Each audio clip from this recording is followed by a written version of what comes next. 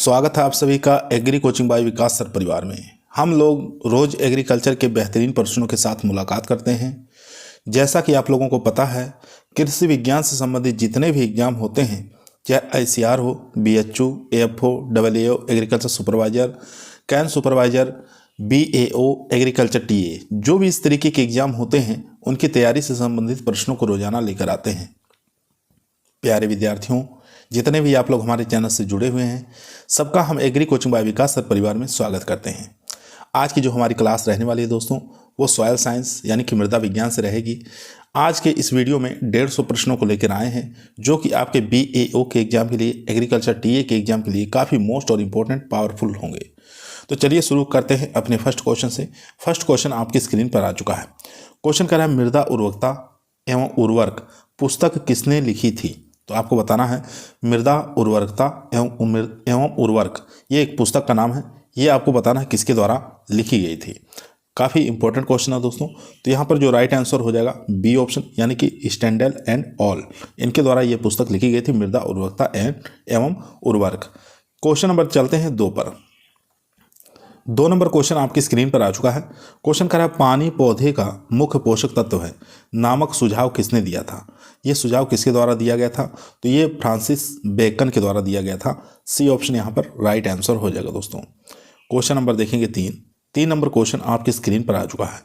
Question कह रहा है, पानी पौधे का संपूर्ण पोषक तत्व है नामक वाक्य किसने दिया था? ये किसके द्वारा दिया गया है वाक्य? तो ये दिया गया था JB हेलमोंट के द्वारा। यहाँ पर D ऑप्शन हमारा राइट आंसर हो जाएगा। क्वेश्चन नंबर देखेंगे 4 नंबर क्वेश्चन स्क्रीन पर आ चुका है। क्वेश्चन कह रहा है, वनस्पति का मुख्य आधार पानी नहीं है बल्कि सल्टीपीटर है। यह सुझाव किसने दिया था? तो किसने कहा था वनस्पति का मुख्य आधार पानी नहीं है बल्कि साल्टपीटर है? यह सुझाव किसके द्वारा दिया गया था? तो यह सुझाव दिया गया था दोस्तों JR ग्लेबर द्वारा। JR ग्लेबर द्वारा यह सुझाव दिया गया था। क्वेश्चन नंबर देखेंगे 5 नंबर क्वेश्चन स्क्रीन पर आ चुका है। काफ़ी बार एग्जाम में पूछा जाता है कि हॉर्स होइंग हस्बेंड्री नामक पुस्तक किसने लिखी? तो ये पुस्तक किसके द्वारा लिखी गई थी? तो ये पुस्तक जेंथ्रो टूल के द्वारा लिखी गई थी। D ऑप्शन यहाँ पर राइट आंसर हो जाएगा दोस्तों, जेंथ्रो टूल। क्वेश्चन नंबर देखेंगे 6 नंबर क्वेश्चन आपकी स्क्रीन पर आ चुका है। एनल्स ऑफ एग्रीकल्चर नामक पुस्तक किसके द्वारा लिखी गई है? तो एनल्स ऑफ एग्रीकल्चर नामक पुस्तक किसके द्वारा लिखी गई है? ये लिखी गई है आर्थर यंग के द्वारा। यहाँ पर B ऑप्शन हमारा राइट आंसर हो जाएगा। क्वेश्चन नंबर देखेंगे 7 नंबर क्वेश्चन स्क्रीन पर आ चुका है। क्वेश्चन कह रहा है, फील्ड ऑफ तकनीक के जनक किसे माना गया है? तो फील्ड प्लांट तकनीक का जनक किसे माना गया है, ये आपको बताना है। तो ये जो जनक माना गया है JB बॉसीगाल्ट के द्वारा कहा गया है। ठीक है, JB बॉसीगाल्ट। यहाँ पर A ऑप्शन हमारा राइट आंसर हो जाएगा। क्वेश्चन नंबर देखेंगे 8 नंबर क्वेश्चन आपकी स्क्रीन पर आ चुका है। क्वेश्चन कह रहा है, लिविंग ने लॉ ऑफ मिनिमम कब दिया? तो लॉ ऑफ मिनिमम कब दिया गया? सन आपको बताना है, लिविंग के द्वारा दिया गया था ये। तो सन हो जाएगा यहाँ पर 1862 ईस्वी में। यहाँ C ऑप्शन हमारा राइट आंसर हो जाएगा दोस्तों। 1862 में लिविंग ने लॉ ऑफ मिनिमम दिया। ये आपको याद रखना है, काफ़ी बार एग्जाम में पूछा गया है।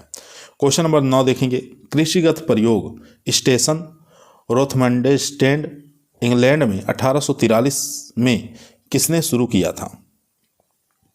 तो आपको बताना, कृषिगत प्रयोग स्टेशन रोथम स्टैंड इंग्लैंड में 1843 में किसने शुरू किया था, ये आपको बताना है। चलते हैं चारों ऑप्शन देख लेते हैं। चारों ही ऑप्शन दोस्तों आपकी स्क्रीन पर आ चुका है, ध्यानपूर्वक पढ़िए, आंसर दीजिए। तो इसका जो राइट आंसर हो जाएगा दोस्तों, वो हो जाएगा C ऑप्शन, यानी कि लॉस एंड गिलबर्ट ने। ठीक है, कृषिगत प्रयोग स्टेशन लोथम स्टैंड इंग्लैंड में 1843 में किसने शुरू किया था? तो लॉस एवं गिलबर्ट के द्वारा ये शुरू किया गया था। C ऑप्शन हमारा राइट आंसर हो जाएगा। क्वेश्चन नंबर 10 आपकी स्क्रीन पर आ चुका है। क्वेश्चन कह रहा है, सन 1888 में नत्रजन स्थिरीकरण करने के लिए उत्तरदायी जीव बेसिलस रेडिसिकोला का पृथक्करण किसने किया? तो किसके द्वारा किया गया था? तो ये किया गया था W बिजर्निक के द्वारा। B ऑप्शन यहाँ पर राइट आंसर हो जाएगा, MW बिजर्निक के द्वारा। क्वेश्चन नंबर देखेंगे 11 नंबर क्वेश्चन आपकी स्क्रीन पर आ चुका है। रिमोट सेंसिंग में फोटोग्राफी के लिए किस प्रकार की किरणों का उपयोग किया जाता है? तो ये किया जाता है इंफ्रारेड किरणों का। सी ऑप्शन यहाँ पर राइट आंसर हो जाएगा दोस्तों, सी ऑप्शन यहाँ पर राइट आंसर हो जाएगा। दोस्तों यदि आप लोगों को वीडियो पसंद आ रही है तो वीडियो को लाइक जरूर करें, दोस्तों में शेयर करें, चैनल पर नए आए हैं तो सब्सक्राइब करना ना भूलिए। इसी प्रकार की वीडियो हम रोजाना शाम को 8 बजे आप लोगों के बीच में उपस्थित रहते हैं लेकर, जो कि आपके BAO के एग्जाम के लिए, एग्रीकल्चर TA के एग्जाम के लिए काफ़ी मोस्ट और पावरफुल होंगे। क्वेश्चन नंबर 12 स्क्रीन पर है। क्वेश्चन कह रहा है एक बुसेल किसके समान होता है, तो आपको बताना है एक बुसेल किसके समान होता है। तो यहाँ पर राइट आंसर हो जाएगा 35.24 लीटर्स के समान होता है एक बुसेल। बी ऑप्शन यहाँ पर राइट आंसर हो जाएगा। क्वेश्चन नंबर दोस्तों देखेंगे 13 नंबर क्वेश्चन स्क्रीन पर आ चुका है। एक टन कितने किलो के बराबर होता है, तो एक टन बताना है कितने किलो के बराबर होता है, काफ़ी मोस्ट और इंपॉर्टेंट क्वेश्चन है। तो 907 किलो के बराबर होता है, बी ऑप्शन यहाँ पर राइट आंसर हो जाएगा। क्वेश्चन नंबर देखेंगे 14 नंबर क्वेश्चन कह रहा है मृदा पीएच में वृद्धि किस ऋतु में अवलोकित होती है। क्वेश्चन काफ़ी अच्छा है, मृदा पीएच में वृद्धि किस ऋतु में अवलोकित होती है ये आपको बताना है। तो यहाँ पर राइट आंसर हो जाएगा सर्दी में, बी ऑप्शन यहाँ पर राइट आंसर हो जाएगा दोस्तों। क्वेश्चन नंबर देखेंगे 15 नंबर क्वेश्चन स्क्रीन पर आ चुका है। क्वेश्चन कह रहा है पौधों के व्यवहार का दिन की लंबाई के साथ संबंध को किससे संबोधित किया जाता है, तो किससे संबोधित किया जाता है, तो फोटो पीरियडिज्म, बी ऑप्शन यहाँ पर राइट आंसर हो जाएगा, फोटो पीरियडिज्म, बी ऑप्शन यहाँ पर राइट आंसर हो जाएगा। क्वेश्चन नंबर देखेंगे 16 नंबर क्वेश्चन आपकी स्क्रीन पर आ चुका है। क्वेश्चन कह रहा है scab of Irish potato, pox of sweet potato और black root rot of tobacco के प्रकोप में वृद्धि होती है। तो कहाँ पर वृद्धि होती है, तो ये हो जाएगा उदासीन से क्षारीय परिस्थिति में। ठीक है, उदासीन से क्षारीय परिस्थिति में scab of Irish potato, pox of sweet potato, black root rot of tobacco के प्रकोप में वृद्धि देखी जाती है। सी ऑप्शन यहाँ पर राइट आंसर हो जाएगा, यानी उदासीन से क्षारीय परिस्थिति में। क्वेश्चन नंबर चलते हैं 17 पर। क्वेश्चन नंबर 17 दोस्तों आपकी स्क्रीन पर आ चुका है। क्वेश्चन को ध्यानपूर्वक पढ़ेंगे, आंसर देंगे। क्वेश्चन कह रहा है एकल वृद्धि कारक के बढ़ने से जो फसल की उपज में वृद्धि होती है वह अधिकतम उपज में से कमी के समानुपाती होती है, जो कि एक विशेष वृद्धि कारक के बढ़ने से मिलती है। यह किसने सुझाया था, तो किसके द्वारा यह सुझाया गया था, तो ये E.A. मिचर्लिक के द्वारा सुझाया गया था। डी ऑप्शन यहाँ पर राइट आंसर हो जाएगा। क्वेश्चन नंबर देखेंगे 18 नंबर क्वेश्चन कह रहा है निम्नलिखित में से कौन सा एक उदाहरण धनात्मक संबंध प्रदर्शित करता है। तो बताना है कौन सा एक उदाहरण ऐसा है जो धनात्मक संबंध प्रदर्शित करता है। तो यहाँ पर जो राइट आंसर हो जाएगा वो हो जाएगा फास्फोरस इनटू सिलिका। यहाँ पर सी ऑप्शन हमारा राइट आंसर हो जाएगा, ये धनात्मक संबंध स्थापित करता है phosphorus into silica. Question number देखेंगे 19 नंबर क्वेश्चन आपकी स्क्रीन पर आ चुका है। क्वेश्चन कह रहा है ब्रे ने मिचर्लिक समीकरण को किस प्रकार परिवर्तित किया, तो किस प्रकार परिवर्तित किया ये आपको बताना है। तो डी ऑप्शन यहाँ पर राइट आंसर हो जाएगा, लॉग ब्रैकेट में a माइनस वाई बराबर lag a minus C1b minus CX। यहाँ पर डी ऑप्शन हमारा राइट आंसर हो जाएगा। क्वेश्चन नंबर देखेंगे 20 नंबर क्वेश्चन आपकी स्क्रीन पर आ चुका है दोस्तों। क्वेश्चन कह रहा है पौधों में पोषक तत्वों की सांद्रता का वह विस्तार जिसमें पोषक तत्वों के बढ़ने में उपज में वृद्धि नहीं होती है परंतु पौधे में पोषक तत्वों की सांद्रता बढ़ती है, यह किस विस्तार को प्रदर्शित करता है। ठीक है, बताना है यह किस विस्तार को दर्शाता है। काफ़ी अच्छा क्वेश्चन है, तो ये दर्शाता है अति उपभोग को। यहाँ पर सी ऑप्शन यहाँ पर राइट आंसर हो जाएगा, अति उपभोग को ये दर्शाता है। क्वेश्चन नंबर देखेंगे 21 नंबर क्वेश्चन आपकी स्क्रीन पर आ चुका है। रिडक्शन अभिक्रिया जिसमें नाइट्रेट रिडक्शन एंजाइम की उपस्थिति में नाइट्रेट का संग्रहण किस स्थान पर होता है, किस स्थान पर होता है वो हो जाएगा हरित लवक में। ठीक है, सी ऑप्शन यहाँ पर राइट आंसर हो जाएगा। क्वेश्चन नंबर देखेंगे 22 नंबर क्वेश्चन आपकी स्क्रीन पर आ चुका है। क्वेश्चन कह रहा है पौधे के लिए कौन से पोषक तत्व को एनर्जी करेंसी के नाम से दिया गया। तो कौन सा ऐसा पोषक तत्व है जिसको एनर्जी करेंसी के नाम से जाना जाता है। तो फास्फोरस को हम एनर्जी करेंसी के नाम से जानते हैं। बी ऑप्शन यहाँ पर राइट आंसर हो जाएगा दोस्तों। ठीक है, एनर्जी करेंसी किसको कहते हैं, फास्फोरस को। B option right. चलते हैं क्वेश्चन नंबर 23 पर। क्वेश्चन नंबर 23 दोस्तों आपकी स्क्रीन पर आ चुका है। क्वेश्चन कह रहा है कौन सा पोषक तत्व पौधों में परोक्ष रूप से सूखा प्रतिरोधकता दर्शाता है। तो कौन सा ऐसा पोषक तत्व है जो पौधों में परोक्ष रूप से सूखा प्रतिरोधकता दर्शाता है, ये आपको बताना है। तो यहाँ पर राइट आंसर हो जाएगा फास्फोरस। फास्फोरस ऐसा पोषक तत्व है जो सूखा प्रतिरोधिता दर्शाता है। याद रखें कि सी ऑप्शन यहाँ पर राइट आंसर हो जाएगा। क्वेश्चन नंबर देखेंगे 24 नंबर क्वेश्चन आपकी स्क्रीन पर आ चुका है। पौधों में पत्तियों के किनारे बैंगनी रंग का प्रदर्शित होना किस पोषक तत्व की कमी दर्शाता है? तो यहाँ पर राइट आंसर हो जाएगा फास्फोरस की कमी को दर्शाता है। अगर पौधों की जो पत्तियाँ होती हैं उनके किनारे पर बैंगनी रंग आ जाता है तो यहाँ पर ए ऑप्शन हमारा राइट आंसर हो जाएगा। क्वेश्चन नंबर देखेंगे 25 नंबर क्वेश्चन कह रहा है निम्न में से कौन सा पोषक तत्व पौधों में अचल तत्व है? तो कौन सा पोषक तत्व अचल पोषक तत्व माना गया है, ये आपको बताना है। तो ये हो जाएगा कैल्शियम। कैल्शियम को हम अचल पोषक तत्व कहते हैं। ए ऑप्शन यहाँ पर राइट आंसर हो जाएगा। क्वेश्चन नंबर देखेंगे 26 नंबर क्वेश्चन आपकी स्क्रीन पर आ चुका है। निम्न पौधों के कुलों में से गंधक की बढ़ती हुई आवश्यकता का क्रम कौन सा है? तो कौन सा ऐसा कुल है जिसमें बताना है गंधक की बढ़ती हुई आवश्यकता का क्रम बताना है बढ़ते हुए क्रम में। ठीक है, तो यहाँ पर सबसे लेग्यूमिनेसी आ जाएगा यहाँ पर एक, उसके बाद क्रूसिफेरी फैमिली में, उसके बाद ग्रेमिनी फैमिली में। तो सबसे ज़्यादा यहाँ पर गंधक की आवश्यकता होती है लेग्यूमिनेसी, उसके बाद क्रूसिफेरी, उसके बाद ग्रेमिनी। तो यहाँ पर जो राइट आंसर हो जाएगा दोस्तों ए ऑप्शन हमारा राइट। एक मिनट दोस्तों, सबसे ज़्यादा जो आवश्यकता पड़ती है वो पड़ेगी यहाँ ग्रेमिनी। सबसे ज़्यादा आवश्यकता क्रूसिफेरी, उसके बाद लेग्यूमिनेसी, उसके बाद यहाँ पर ग्रेमिनी, लास्ट में ग्रेमिनी आ जाएगा। तो सी ऑप्शन हमारा राइट आंसर हो जाएगा। ठीक है, इसको हम एक नंबर पर देखते हैं। सल्फर की आवश्यकता यानी कि गंधक की आवश्यकता सबसे ज़्यादा तिलहनी फसलों को पड़ता है। उसके बाद दूसरे नंबर पर लेग्यूमिनेसी, तीसरे नंबर पर ग्रेमिनी। तो इस प्रकार से हमारा सी ऑप्शन हमारा राइट आंसर होगा दोस्तों। सी ऑप्शन यहाँ पर राइट आंसर हो जाएगा। सी ऑप्शन हमारा राइट आंसर। क्वेश्चन नंबर चलते हैं 27 नंबर क्वेश्चन आपकी स्क्रीन पर आ चुका है। ध्यानपूर्वक पढ़ेंगे, आंसर देंगे। क्वेश्चन कह रहा है पौधे बोरान को मुख्यतः किस रूप में लेते हैं? तो पौधे बताना है बोरान को किस रूप में लेते हैं। काफ़ी अच्छा इंपॉर्टेंट क्वेश्चन है। तो वो लेते हैं यहाँ पर H3BO3 के रूप में। ठीक है, डी ऑप्शन यहाँ पर राइट आंसर हो जाएगा। H3BO3 के रूप में लिया जाता है। यहाँ पर डी ऑप्शन हमारा राइट आंसर हो जाएगा। क्वेश्चन नंबर देखेंगे 28 नंबर क्वेश्चन आपकी स्क्रीन पर आ चुका है। क्वेश्चन कह रहा है जब पौधों में लोह तत्व यानी ppm या इससे कम होता है तो पौधे की कमी के लक्षण प्रकट करते हैं। तो कितनी ppm से कम पर यह प्रदर्शित करते हैं? तो यहाँ पर हो जाएगा 50 ppm से। ठीक है, यहाँ आ जाएगा 50। जब पौधों में लोह तत्व 50 ppm या इससे कम हो जाते हैं तो पौधों में कमी के लक्षण प्रकट करते हैं। इसलिए सी ऑप्शन हमारा राइट आंसर हो जाएगा। क्वेश्चन नंबर देखेंगे 29 नंबर क्वेश्चन कह रहा है लोह तत्व की कमी मुख्यतः जब प्रदर्शित होती है जब फसलों को उगाते हैं। तो यहाँ पर राइट आंसर हो जाएगा चूना युक्त और क्षारीय भूमि में। ए ऑप्शन यहाँ पर राइट आंसर हो जाएगा। लोह तत्व की कमी मुख्यतः तब प्रदर्शित होती है जब फसलों को हम चूना युक्त और क्षारीय भूमि में उगाते हैं। तो ए ऑप्शन हमारा राइट आंसर हो जाएगा। क्वेश्चन नंबर चलते हैं 30 पर।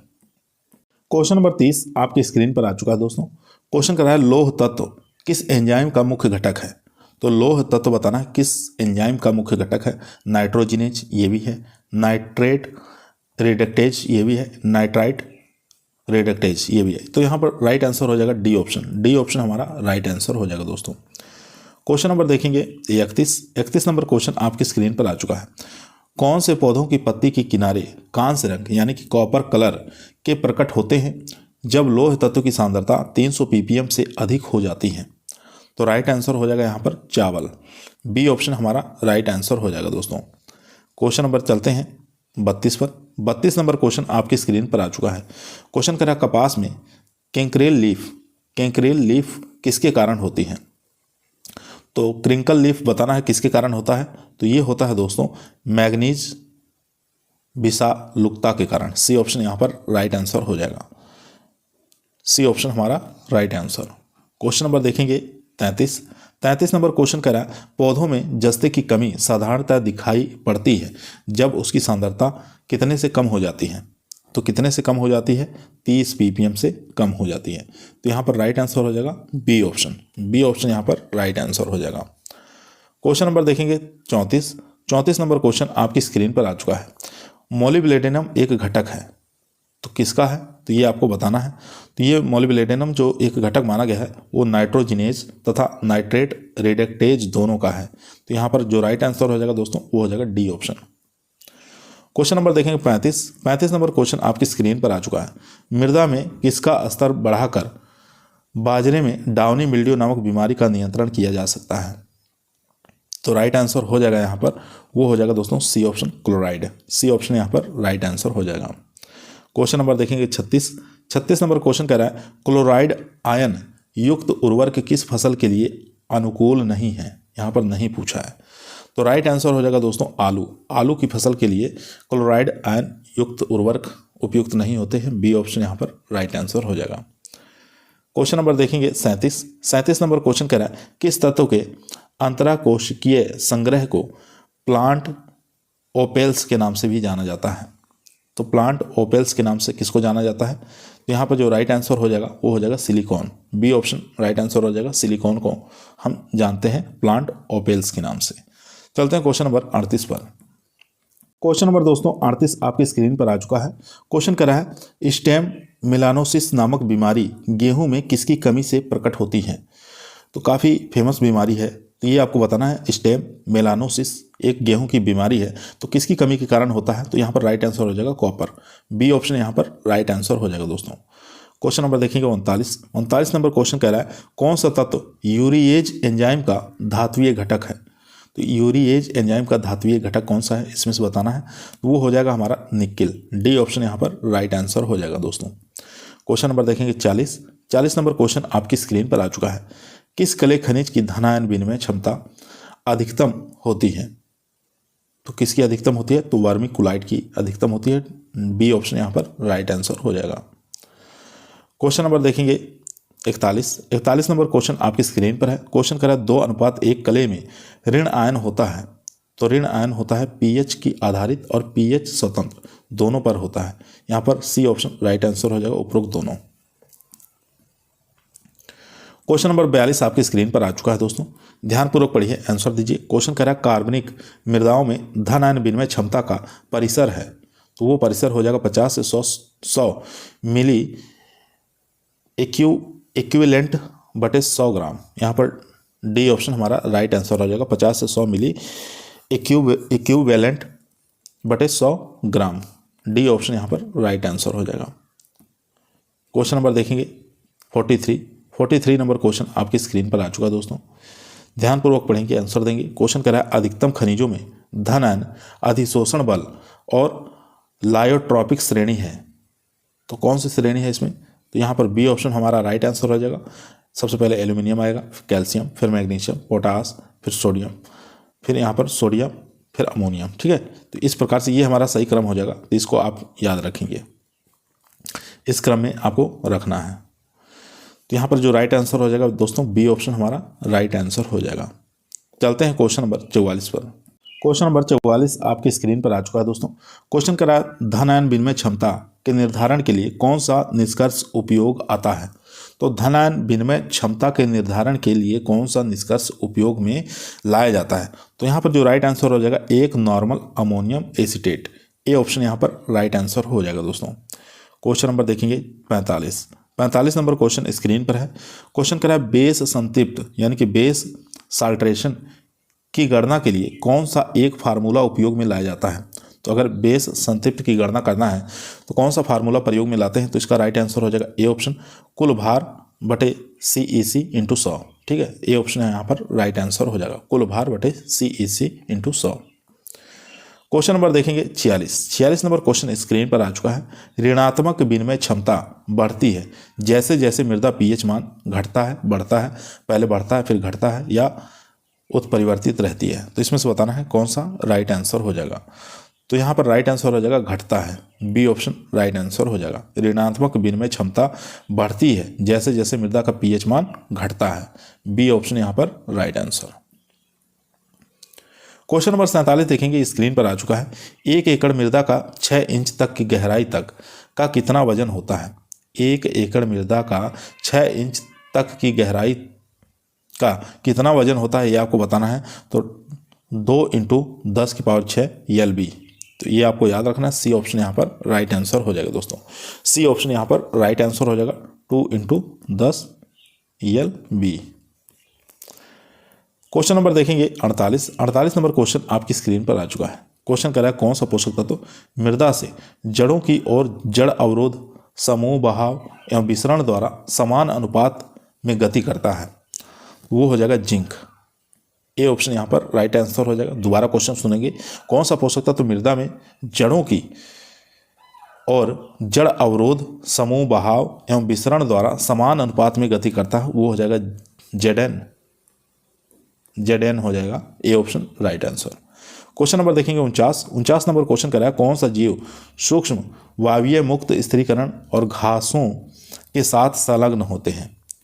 तो यहाँ पर राइट आंसर हो जाएगा एजोस्पाइरिलम। बी ऑप्शन यहाँ पर राइट आंसर हो जाएगा, एजोस्पाइरिलम राइट आंसर हो जाएगा। चलते हैं क्वेश्चन नंबर 50 पर। क्वेश्चन नंबर 50 आपके स्क्रीन पर आ चुका है दोस्तों। क्वेश्चन कह रहा है ऐसा कौन सा राष्ट्र है जो फसलोत्पादन के लिए आवश्यक नत्रजन की अधिकतर मात्रा दलहनी फसलों द्वारा स्थिरीकृत नत्रजन को पूरा करता है। वो हो जाएगा न्यूजीलैंड। यहाँ पर डी ऑप्शन राइट आंसर हो जाएगा। क्वेश्चन नंबर देखेंगे 51 नंबर क्वेश्चन कर रहा है निम्नलिखित में से कौन सा जोड़ा सही रूप में सुमेलित नहीं है। यहाँ पर नहीं ढूंढना कौन सा सुमेलित नहीं है। कार्बन अवयव दिया हुआ है एक तरफ, दूसरी तरफ CN गुणांक दिया हुआ है। तो बताना है कार्बन अवयव का कितना CN गुणांक होता है। इनकरेक्ट आपको इसमें से ढूंढना है, कौन सा गलत नहीं। मृदा सूक्ष्म जीव का CN गुणांक कितना होता है, 8:1 होता है, ये बात ठीक है। उसके बाद मृदा कार्बनिक पदार्थ का CN गुणांक कितना होता है, 10:1, ये भी ठीक है। उसके बाद फार्म यार्ड खाद यानी कि सड़ा हुआ, इसका CN गुणांक 20:1 होता है, ये भी ठीक है। लेकिन यहाँ पर इनकरेक्ट जो हमें ढूंढना था वो हो जाएगा हमारा डी ऑप्शन, यानी कि लकड़ी के रंजकण डस्ट जो होते हैं 1000:1 नहीं होता। यही हमारा इनकरेक्ट आंसर हो जाएगा दोस्तों। डी ऑप्शन हमारा इनकरेक्ट आंसर हो जाएगा, इनकरेक्ट ही ढूंढना था। क्वेश्चन नंबर देखेंगे 52 नंबर क्वेश्चन आपकी स्क्रीन पर आ चुका है दोस्तों। ध्यानपूर्वक पढ़ेंगे, आंसर देंगे। क्वेश्चन कह रहा है नाइट्रिफिकेशन के लिए उचित पीएच है। तो नाइट्रिफिकेशन के लिए उचित पीएच बताना है कितना होना चाहिए। वो हो जाएगा 8.5। सी ऑप्शन यहाँ पर राइट आंसर हो जाएगा। क्वेश्चन नंबर देखेंगे 53 नंबर क्वेश्चन कह रहा है नाइट्रोसोमोनास एवं नाइट्रोबैक्टर के कारण नाइट्रिफिकेशन होता है, यह एक अविकल्पी है। तो यहाँ पर जो राइट आंसर हो जाएगा वो हो जाएगा स्वपोषित जीवाणु। ए ऑप्शन यहाँ पर राइट आंसर हो जाएगा। क्वेश्चन नंबर 54 देखेंगे। 54 नंबर क्वेश्चन करें नत्रजन का अधिकतम स्थिरीकरण होता है, वो होता है दोस्तों 20% ऑक्सीजन पर। बी ऑप्शन यहाँ पर राइट आंसर हो जाएगा। क्वेश्चन नंबर देखेंगे 55 नंबर क्वेश्चन करें अमोनियम का स्थिरीकरण किसमें होता है। तो अमोनिया का स्थिरीकरण यानी कि फिक्सेशन किसमें होता है ये आपको बताना है। तो ये होता है वर्मिकुलाइट और इलाइट में। ए ऑप्शन यहाँ पर राइट आंसर हो जाएगा दोस्तों। क्वेश्चन नंबर देखेंगे 56 नंबर क्वेश्चन आपकी स्क्रीन पर आ चुका है। क्वेश्चन कह रहा है कौन से उर्वरक में आग और विस्फोट की जोखिम होती है। आग और विस्फोट की जोखिम होती है ये आपको बताना है। तो यहाँ पर राइट आंसर हो जाएगा अमोनियम नाइट्रेट में। बी ऑप्शन यहाँ पर राइट आंसर हो जाएगा अमोनियम नाइट्रेट। क्वेश्चन नंबर चलते हैं 57 पर। क्वेश्चन नंबर देखेंगे 57 नंबर क्वेश्चन आपकी स्क्रीन पर आ चुका है। नींबू में पत्तियों पर छिड़काव के लिए जो यूरिया उपयोग में लेते हैं उसे ब्यूरेट की मात्रा किससे ज़्यादा नहीं होनी चाहिए। किससे ज़्यादा नहीं होनी चाहिए या कितने से ज़्यादा नहीं होना चाहिए ये आपको बताना है। तो यहाँ पर राइट आंसर हो जाएगा 0.25% से ज़्यादा नहीं होना चाहिए। ए ऑप्शन यहाँ पर राइट आंसर हो जाएगा दोस्तों। क्वेश्चन नंबर देखेंगे 58 नंबर क्वेश्चन कह रहा है कौन सा उर्वरक नाइट्रिफिकेशन इनहिबिटर का कार्य करता है जो मंद लक्ष्य नाइट्रोजन का एक स्रोत है। तो राइट आंसर हो जाएगा DCD। यहाँ पर डी ऑप्शन हमारा राइट आंसर हो जाएगा। क्वेश्चन नंबर देखेंगे 59 नंबर क्वेश्चन कह रहा है मृदा का प्राप्य अकार्बनिक और कार्बनिक फास्फोरस अंश को सामूहिक रूप से कहते हैं। तो सामूहिक रूप से क्या कहा जाता है, तो मृदा कारक कहा जाता है। बी ऑप्शन यहाँ पर राइट आंसर हो जाएगा। क्वेश्चन नंबर देखेंगे 60 नंबर क्वेश्चन आपकी स्क्रीन पर आ चुका है। मृदा का pH मान H2PO4- तथा HPO3- 2 लगभग बराबर मात्रा में होता है। कितने के बराबर मात्रा में होता है, तो 7.2 के लगभग बराबर होता है। सी ऑप्शन यहाँ पर राइट आंसर हो जाएगा। क्वेश्चन नंबर देखेंगे ऐसे जोड़े का चयन करिए जो सही रूप में सुमेलित नहीं है। सही रूप से सुमेलित नहीं है, ऐसे जोड़े का चुनाव करना। एक तरफ दिया है CP रेशियो, दूसरी तरफ दिया है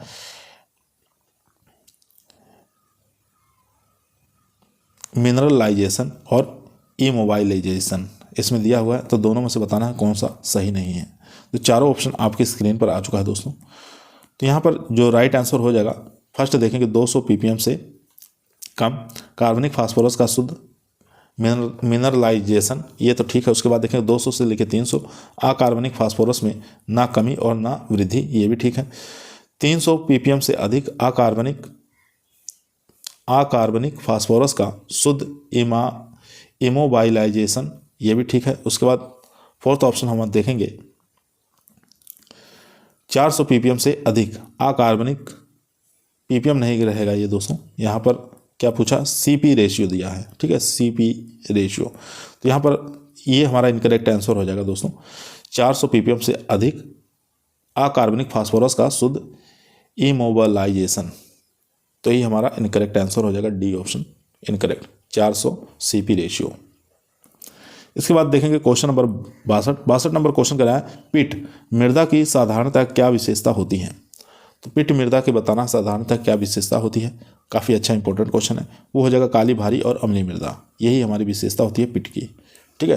पिट मृदा की यही विशेषता होती है, काली होती है, भारी होती है और अम्लीय होती है। ए ऑप्शन यहाँ पर राइट आंसर हो जाएगा। बहुत बार एग्जाम पूछा जाता है पिट मृदा की विशेषता। 63 नंबर क्वेश्चन आपकी स्क्रीन पर आ चुका है दोस्तों।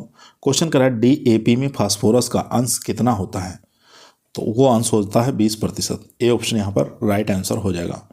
क्वेश्चन नंबर देखेंगे 64 नंबर क्वेश्चन करा है, अगर मृदा का कण घनत्व 2.6 और स्थूल घनत्व 1.3 है तो उसकी सांद्रता कितनी होगी। तो यहाँ PD का मतलब होता है पार्टिकल डेंसिटी और यहाँ पर बल्क डेंसिटी है, तो कितना हो जाएगा, तो ये हो जाएगा दोस्तों 50%। सी ऑप्शन यहाँ पर राइट आंसर हो जाएगा। क्वेश्चन नंबर देखेंगे 65 नंबर क्वेश्चन कह रहा है, सिंगल सुपर फास्फेट का रासायनिक सूत्र क्या होता है। तो सिंगल सुपर फास्फेट का रासायनिक सूत्र बताना है, तो कैल्शियम ब्रैकेट में H2PO4, ये ऑप्शन हमारा राइट आंसर हो जाएगा। क्वेश्चन नंबर देखेंगे 66, एक मिनट दोस्तों, 65 नंबर क्वेश्चन का जो राइट आंसर हो जाएगा दोस्तों, वो हमारा ए ऑप्शन हमारा राइट आंसर था। 66 नंबर क्वेश्चन आपकी स्क्रीन पर आ चुका है, ध्यानपूर्वक पढ़ेंगे, आंसर देंगे। क्वेश्चन करा है, केशिका नली में पानी की ऊंचाई का बढ़ना किसके सीधा समानुपाती होता है। तो ये हो जाएगा पानी का पृष्ठीय तनाव के समानुपाती होता है। ए ऑप्शन यहाँ पर राइट आंसर हो जाएगा। क्वेश्चन नंबर देखेंगे 67 नंबर क्वेश्चन आपकी स्क्रीन पर है, पहाड़ी मृदा साधारणतः होती है। तो पहाड़ी मृदा जो साधारणतः अम्लीय होती है। ए ऑप्शन यहाँ पर राइट आंसर हो जाएगा। क्वेश्चन नंबर देखेंगे 68, मुख्यतः सतही संस्तर को किस नाम से जाना जाता है। उसको हम एपिपेडोन्स के नाम से जानते हैं। सी ऑप्शन राइट आंसर हो जाएगा, एपिपेडोन्स।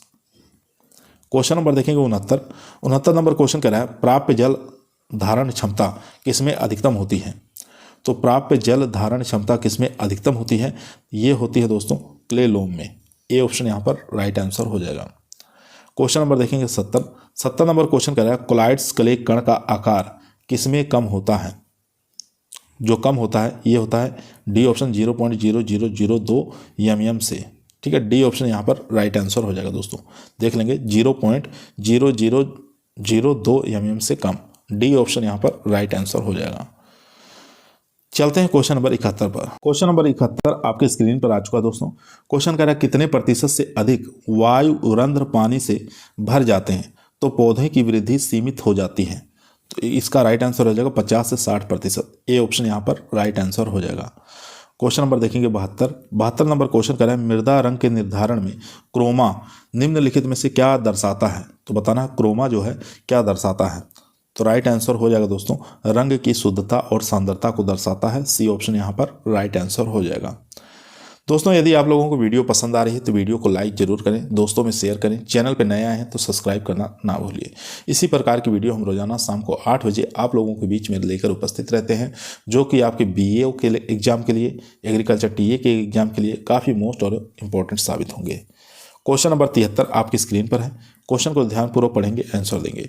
पाइराइड सुधारक का रासायनिक सूत्र बताना है। तो पाइराइड सुधारक का रासायनिक सूत्र क्या होगा, तो उसका हो जाएगा FeS2। डी ऑप्शन यहाँ पर राइट आंसर हो जाएगा। क्वेश्चन नंबर देखेंगे 74 नंबर क्वेश्चन करा है, 50 किलोग्राम K2O प्रति हेक्टेयर देने के लिए कितने म्यूरेट ऑफ पोटाश की आवश्यकता होगी। तो यहाँ पर राइट आंसर हो जाएगा दोस्तों, वो हो जाएगा 83.3 किलोग्राम। सी ऑप्शन यहाँ पर राइट आंसर।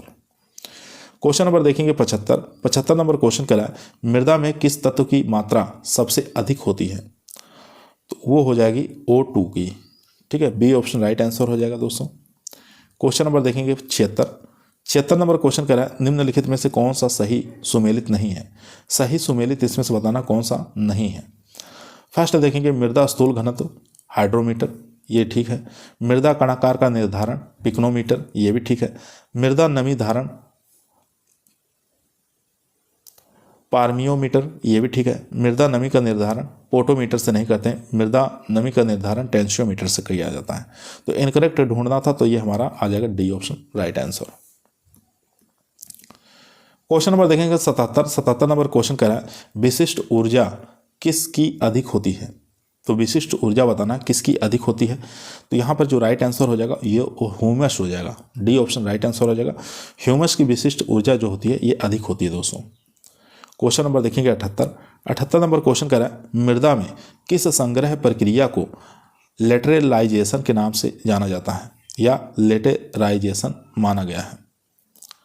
तो यहाँ पर जो राइट आंसर हो जाएगा दोस्तों वो हो जाएगा आयरन और एल्यूमिनियम ऑक्साइड। ए ऑप्शन यहाँ पर राइट आंसर हो जाएगा।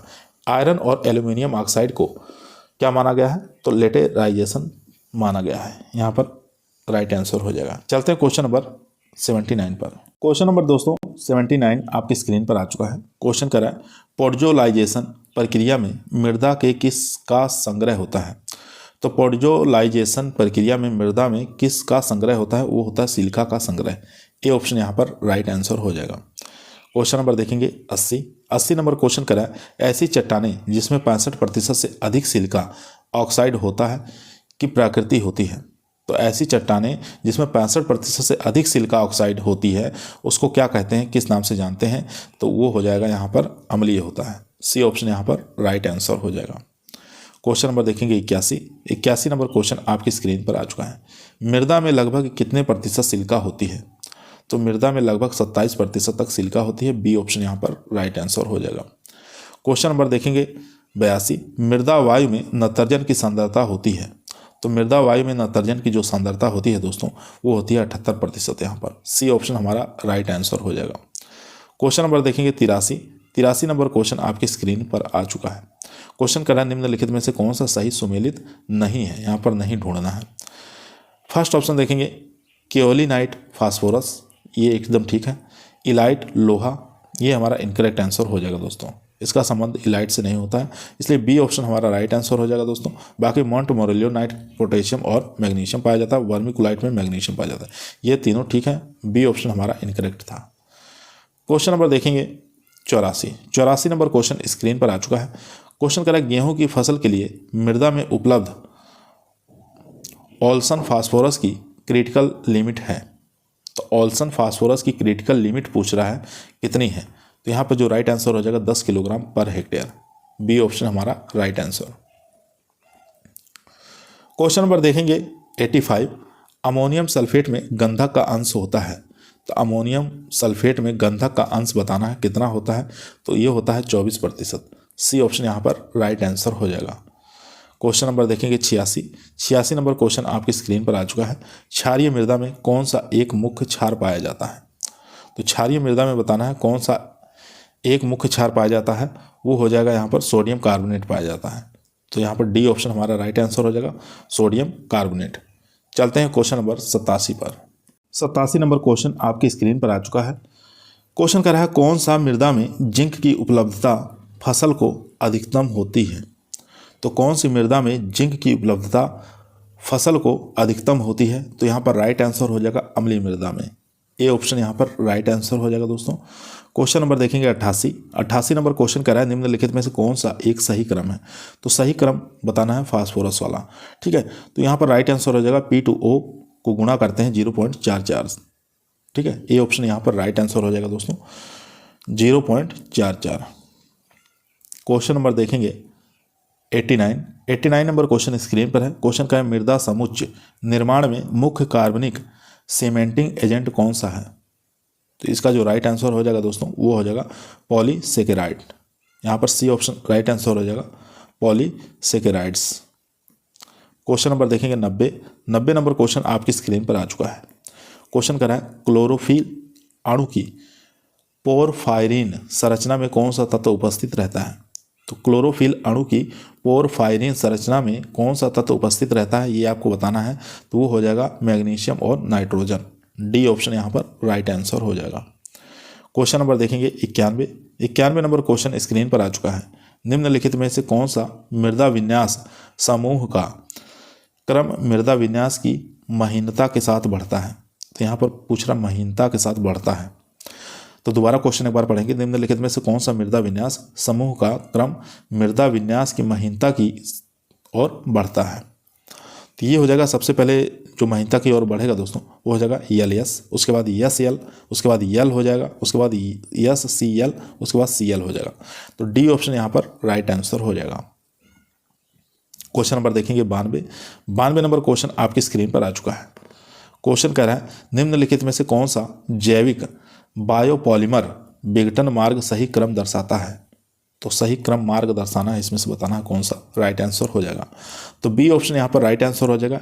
एल्विक अम्ल, उसके बाद ह्यूमिक अम्ल, उसके बाद रिकैल्सिट्रेट बायोपॉलिमर्स, उसके बाद ह्यूमिक अम्ल। तो बी ऑप्शन यहाँ पर राइट आंसर हो जाएगा। ये क्रम आपको याद रखना है। क्वेश्चन नंबर चलते हैं 93 पे।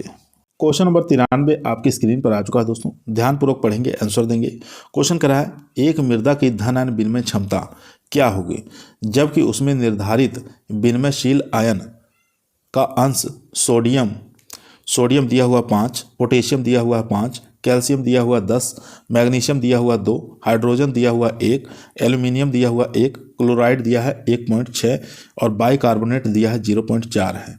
तो क्या होगा। तो यहाँ पर जो राइट आंसर हो जाएगा दोस्तों वो हो जाएगा सी ऑप्शन, यानी कि 24 सेंटीमोल्स प्रति किलोग्राम हो जाएगा। सी ऑप्शन यहाँ पर राइट आंसर हो जाएगा। क्वेश्चन नंबर देखेंगे 94 नंबर क्वेश्चन स्क्रीन पर आ चुका है। क्वेश्चन कर रहा है निम्नलिखित में से कौन से एक खनिज में मैग्नीज का अंश है। तो मैग्नीज का अंश इसमें से बताना है किस खनिज में है। तो वो हो जाएगा पायरोल्यूसाइट में। यहाँ पर डी ऑप्शन हमारा राइट आंसर हो जाएगा, पायरोल्यूसाइट। क्वेश्चन नंबर देखेंगे 95 नंबर क्वेश्चन कह रहा है निम्नलिखित मृदा गणों के समूह में कौन सा एक समूह बढ़ती हुई उम्र के क्रम को दर्शाता है। तो बढ़ती हुई उम्र के क्रम को दर्शाता है, इसमें से बताना है कौन सा हो जाएगा। तो सबसे पहले आ जाएगा एंटीसोल, उसके बाद मोलिसोल, उसके बाद एल्फीसोल, उसके बाद अल्टीसोल। ये क्रम आपको याद रखना है, एंटीसोल, मोलिसोल, एल्फीसोल और अल्टीसोल। ए ऑप्शन यहाँ पर राइट आंसर हो जाएगा। क्वेश्चन नंबर देखेंगे 96 नंबर क्वेश्चन कह रहा है ह्यूमिक अम्ल को मृदा में अलग करते हैं। तो ह्यूमिक अम्ल को मृदा से अलग करते हैं, कौन अलग करते हैं। तो यहाँ पर जो राइट आंसर हो जाएगा दोस्तों वो हो जाएगा ए ऑप्शन, यानी कि एरोमेट्रिक के साथ उच्च गुण वाले भार।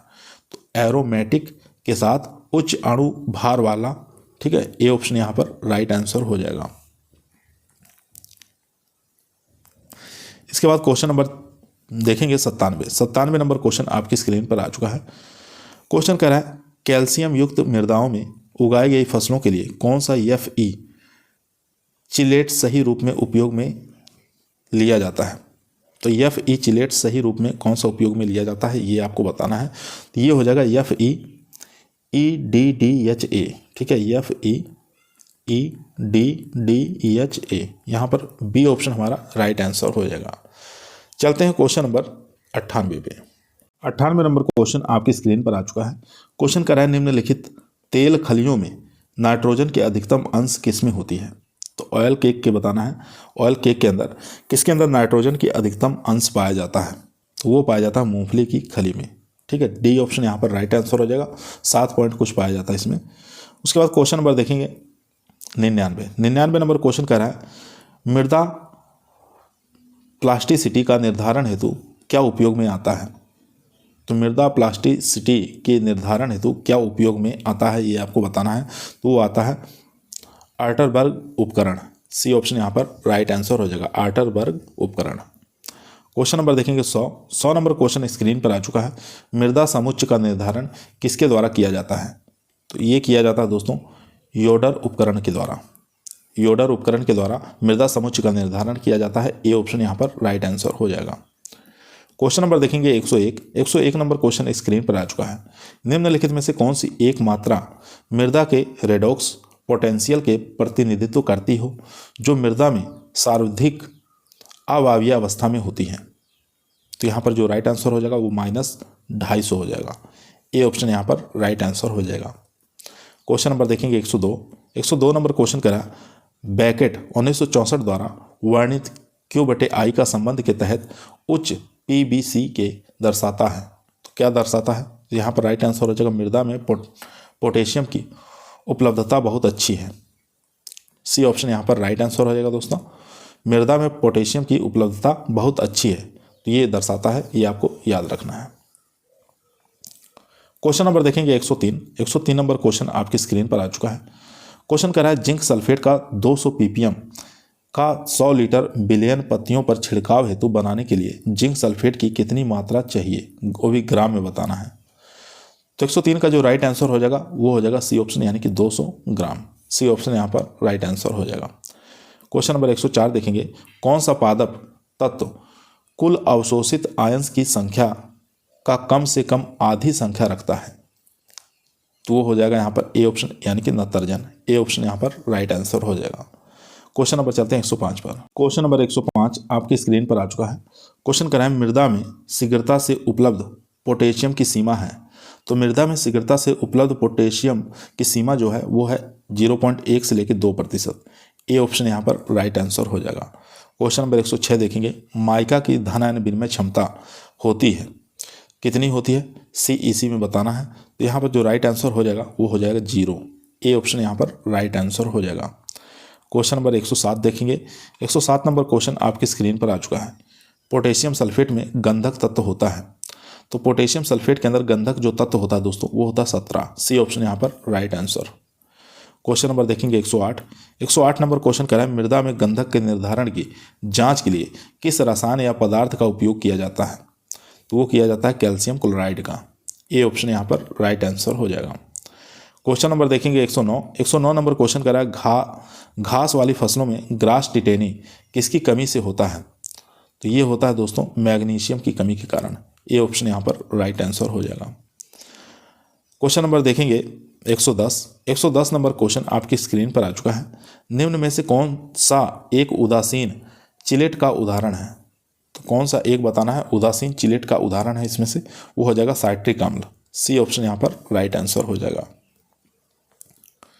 क्वेश्चन नंबर देखेंगे 111 नंबर क्वेश्चन करा है मृदा में लोहा, जिंक, कॉपर और मैग्नीज की जांच के लिए कौन सी विधि अपनाते हैं? मृदा में अगर आयरन की जांच करना है, Zn की जांच करना है, कॉपर की जांच करना है, मैग्नीज की जांच करना है, तो कौन सी विधि प्रयोग में लेते हैं? तो वो हो जाएगी यहाँ पर DTPA। ठीक है, DTPA इस विधि को काम में लिया जाता है। डी ऑप्शन यहाँ पर राइट आंसर हो जाएगा। क्वेश्चन नंबर देखेंगे 112 नंबर क्वेश्चन स्क्रीन पर आ चुका है। निम्नलिखित में से कौन सा एक मैग्नीज खनिज नहीं है? तो मैग्नीज खनिज नहीं है, इसमें से बताना है कौन सा हो जाएगा। वो हो जाएगा टिनोराइट। ये मैग्नीज खनिज नहीं है। डी ऑप्शन यहाँ पर राइट आंसर हो जाएगा। क्वेश्चन नंबर देखेंगे 113 नंबर क्वेश्चन करा है सूक्ष्म पोषक तत्वों में कौन सा एक तत्व अधातु है? ठीक है, अधातु पूछ रहा है कौन सा है इसमें से सूक्ष्म पोषक तत्वों में से? वो हो जाएगा बोरान। बोरान एक प्रकार का अधातु होता है। बी ऑप्शन यहाँ पर राइट आंसर हो जाएगा दोस्तों। बाकी लोहा, मैग्नीज और जिंक ये धातु हैं। चलते हैं क्वेश्चन नंबर 114 पर। क्वेश्चन नंबर दोस्तों 112 आपकी स्क्रीन पर आ चुका है दोस्तों। क्वेश्चन करा निम्नलिखित में से कौन सा एक मैग्नीज खनिज नहीं है? तो यहाँ पर नहीं बताना है कौन सा मैग्नीज खनिज नहीं है। ठीक है, तो यहाँ पर 112 का जो राइट आंसर हो जाएगा दोस्तों वो हो जाएगा डी ऑप्शन। डी ऑप्शन यहाँ पर राइट आंसर हो जाएगा दोस्तों। वो हो जाएगा टिनोराइट। ठीक है, टिनोराइट यहाँ पर। ये तो हो गया क्वेश्चन। उसके बाद चलते हैं क्वेश्चन नंबर 114 पर। 114 नंबर क्वेश्चन आपकी स्क्रीन पर आ चुका है दोस्तों। क्वेश्चन कह रहा है डाइट बताना है। डाइट में मोलिब्लेडेनम और कॉपर के असंतुलन से जानवरों में मोलिब्लेडनोसिस बीमारी हो जाती है जब घास में मोलिब्लेडेनम का अंश कितने ppm से ज़्यादा हो जाता है?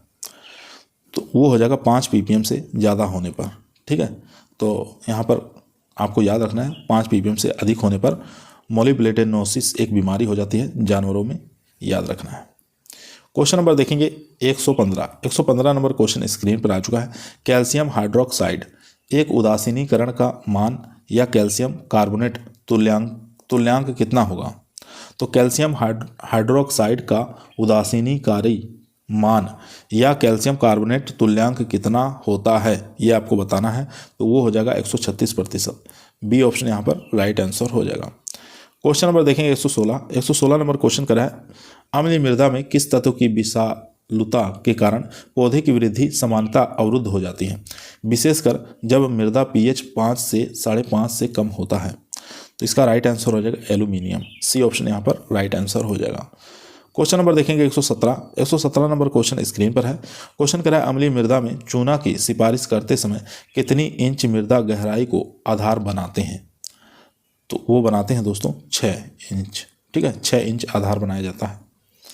क्वेश्चन नंबर देखेंगे 118 नंबर क्वेश्चन कह रहा है, निम्नलिखित मृदाओं में से कौन सी मृदा की भौतिक दशा खराब होती है?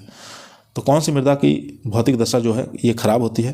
तो 118 का राइट आंसर हो जाएगा दोस्तों, वो हो जाएगा क्षारीय। यहाँ पर बी ऑप्शन हमारा राइट आंसर हो जाएगा दोस्तों। बी ऑप्शन यहाँ पर राइट आंसर हो जाएगा। यहाँ पर क्वेश्चन नंबर 17 देखेंगे दोस्तों। 17 में हमारा जो राइट आंसर था दोस्तों वो था 4। ठीक है, यहाँ पर कितना बताए? 6 बताए थे, तो 6 हमारा राइट आंसर हो जाएगा। यहाँ पर 6 इंच गहराई को आधार बनाते हैं। ठीक है, याद रखेंगे। तो 18 का हमारा क्या हो गया राइट? 18 का जो हमारा राइट आंसर हो जाएगा क्षारीय। ठीक है, बी ऑप्शन यहाँ पर राइट आंसर हो जाएगा। क्वेश्चन नंबर चलते हैं 119 नंबर क्वेश्चन आपकी स्क्रीन पर आ चुका है। क्वेश्चन कर रहा है, सोडियम अवशोषण अनुपात जिसको SAR के नाम से जाना जाता है की गणना के लिए कौन सा फार्मूला अपनाया जाता है? तो SAR की गणना करना है तो कौन सा फार्मूला अपनाया जाता है? इन दोनों फार्मूले में से बताइए कौन सा राइट आंसर हो जाएगा दोस्तों। तो इसका जो राइट आंसर हो जाएगा दोस्तों वो हो जाएगा बी ऑप्शन। SAR की गणना करना है तो सोडियम रहेगा ऊपर, उसके बाद कैल्शियम और प्लस मैग्नीशियम बटे 2। तो यहाँ पर जो राइट आंसर हो जाएगा दोस्तों वो हो जाएगा हमारा बी ऑप्शन। बी ऑप्शन यहाँ पर राइट आंसर हो जाएगा। चलते हैं क्वेश्चन नंबर 20 पर। क्वेश्चन नंबर दोस्तों यहाँ पर 120 आपकी स्क्रीन पर आ चुका है। ध्यानपूर्वक पढ़ेंगे और आंसर देंगे। क्वेश्चन कर रहा है, विनिमयशील सोडियम अनुपात ESR की गणना करना है, कौन से सूत्र से करेंगे? तो इसकी गणना करने के लिए हम जो सूत्र लगाएंगे दोस्तों वो लगाएंगे। यहाँ पर राइट आंसर हो जाएगा डी ऑप्शन। ESR बराबर विनिमयशील सोडियम विनिमयशील कैल्शियम प्लस मैग्नीशियम। ठीक है, यहाँ पर डी ऑप्शन हमारा राइट आंसर हो जाएगा। क्वेश्चन नंबर देखेंगे 121 नंबर क्वेश्चन स्क्रीन पर आ चुका है। निच्छालन मांग LR के निर्धारण में कौन सा फार्मूला उपयोग में लाया जाता है? तो इसके लिए हम जो फार्मूला प्रयोग में लाएंगे LR बराबर EC बटे EC। तो ये ए वाला हमारा राइट आंसर हो जाएगा दोस्तों। क्वेश्चन नंबर देखेंगे 122 नंबर क्वेश्चन करा है, ऐसी कौन सी अवस्था है जब पौधे को किसी विशेष पोषक तत्व की अधिक मात्रा में आवश्यकता होती है परंतु वह उस अवस्था तक कमी के लक्षण प्रकट नहीं करता है? ठीक है, नहीं करता है ये आपको बताना। उसको हम छिपी हुई भूख कहते हैं, हेडन हैंगर के नाम से जानते हैं। सी ऑप्शन यहाँ पर राइट आंसर हो जाएगा। चलते हैं क्वेश्चन नंबर 123 पर। क्वेश्चन नंबर 123 आपकी स्क्रीन पर आ चुका है दोस्तों। क्वेश्चन करा, गन्ने में संपूर्ण ऊतक जांच के लिए कौन सी पत्ती सर्वोत्तम रहती है? तो कौन सी पत्ती का प्रयोग में लेते हैं? तो यहाँ पर जो राइट आंसर हो जाएगा दोस्तों वो हो जाएगा डी ऑप्शन, यानी कि पौधे के शीर्ष से संपूर्ण रूप से पकी चौथी पत्ती। ठीक है, पौधे में शीर्ष से संपूर्ण रूप से पकी हुई चौथी पत्ती का प्रयोग में लेते हैं। 4 नंबर की जो पत्ती होती है उसका प्रयोग में लेते हैं। क्वेश्चन नंबर 124 देखेंगे। 124 नंबर क्वेश्चन आपकी स्क्रीन पर आ चुका है। कपास के पौधों में टिश्यू टेस्ट के लिए कौन सा भाग प्रयोग में लाया जाता है? तो वो लाते हैं मुख्य तने की नई संपूर्ण रूप से परिपक्व हुई पत्ती। बी ऑप्शन यहाँ पर राइट आंसर हो जाएगा। मुख्य तने की नई संपूर्ण रूप से परिपक्व पत्ती। बी ऑप्शन यहाँ पर राइट आंसर हो जाएगा। क्वेश्चन नंबर देखेंगे 125 नंबर क्वेश्चन कर रहा है, निदान और सिफारिश का संकलित व्यवस्थापन किसमें उपयोग योग्य है? तो किसमें ये उपयोग योग्य है ये आपको बताना है। तो वो हो जाएगा लंबे समय की फसलों में। ए ऑप्शन यहाँ पर राइट आंसर हो जाएगा। क्वेश्चन नंबर 126 आपकी स्क्रीन पर है।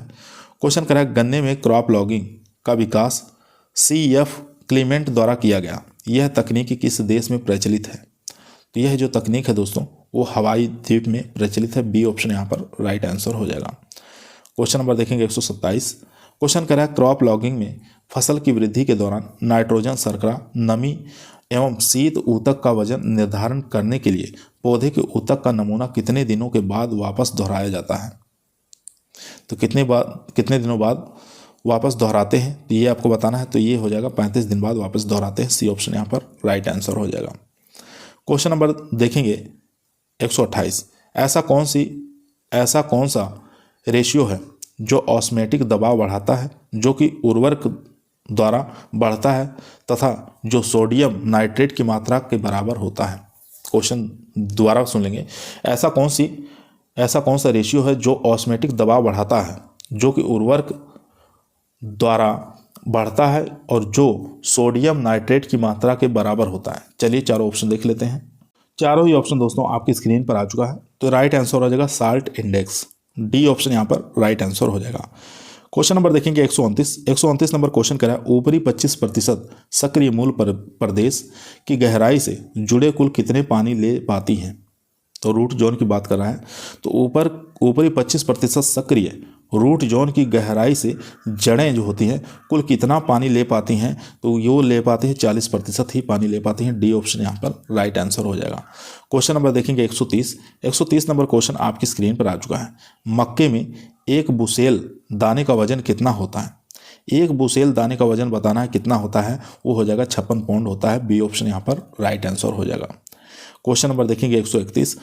पेडोलॉजी का जनक किसे माना गया है। तो पेडोलॉजी का जनक पूछ रहा है किसको माना गया है।